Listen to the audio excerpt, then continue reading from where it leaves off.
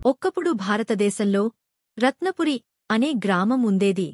ఆ గ్రామాన్ని చుట్టుముట్టి సుందరమైన, భయంకరమైన అడవి ఉంది. ఆ అడవిలో ఒక పాత రహదారి ఉంది. ప్రజలు ఆ మార్గంలో వెళ్లడానికి భయపడతారు. వారు చెబుతుంటారు, ఆ మార్గంలో రాత్రి వేళలలో ఓ ఆత్మ సంచరిస్తుందని. రత్నపురి గ్రామస్థులు ఆ రహదారిని అమ్మవారి మార్గం అని పిలిచేవారు.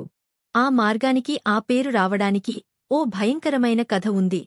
ఏళ్ల క్రితం ఆ గ్రామంలో మంగమ్మ అనే యువతి ఉండేది.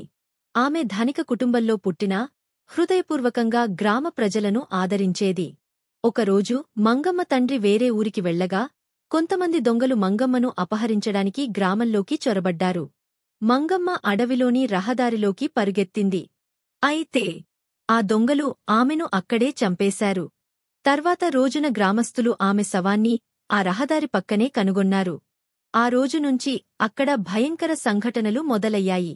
రాత్రివేళ ఆ మార్గంలో నడిచేవారు ఒక అడమనిషి తెల్లచీర కప్పుకుని చూశామని చెబుతారు. ఆమె ముఖం స్పష్టంగా కనిపించదు, కాని ఆమె గాలిలా మెల్లగా నడుచుకుంటూ ఎదురుగా వచ్చే వారిని వెంబడించి భయపెట్టుతుందట. కొందరు ఆ భూతాన్ని చూసిన వారిలో మరుసటి రోజు అస్వస్థతకు గురై మరణించిన వారు ఉన్నారు. ఒకరోజు గ్రామానికి లక్ష్మి అనే యువతి వచ్చింది. ఆమెకి ఈ దెయ్యం కథలు అవాస్తవంగా అనిపించాయి. అలాంటి భూతాలు ఉండవు అని ఆమె గ్రామస్థుల మాటను విస్మరించి ఆ రాత్రే ఆ రహదారిలో నడవాలని నిర్ణయించుకున్నది. ఆ రాత్రి లక్ష్మి ఒంటరిగా అడవి రహదారిలో నడుస్తుంది. ఒక్కసారిగా చుట్టూ గాలి దడగా మారింది.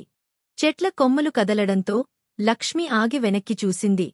అక్కడ తెల్లని చీరలో ఓ పొడవాటి రూపం నిలబడి ఉంది. ఆమె ముఖం మసకగా కనిపించి మెల్లగా దగ్గరగా వచ్చేది. భయంతో లక్ష్మి అమ్మవారి మంత్రాలు జపించింది. కొద్ది క్షణాల్లో ఆత్మ అంతటితో అదృశ్యమైంది. లక్ష్మి గ్రామ పెద్దలకు జరిగిన విషయాన్ని వివరించింది. వారు వెంటనే గ్రామంలో ఓ పెద్ద హోమం నిర్వహించి ఆ మార్గంలో అమ్మవారి విగ్రహాన్ని ప్రతిష్ఠించారు. అప్పటినుంచి ఆ భూతం కనిపించలేదని చెబుతారు. ఈరోజు కూడా ఆ రహదారిని అమ్మవారి మార్గం అని పిలుస్తారు. కాని గ్రామస్థులు ఇప్పటికీ రాత్రి వేళ ఆ మార్గంలో అడుగు పెట్టడానికి వెనకాడుతారు.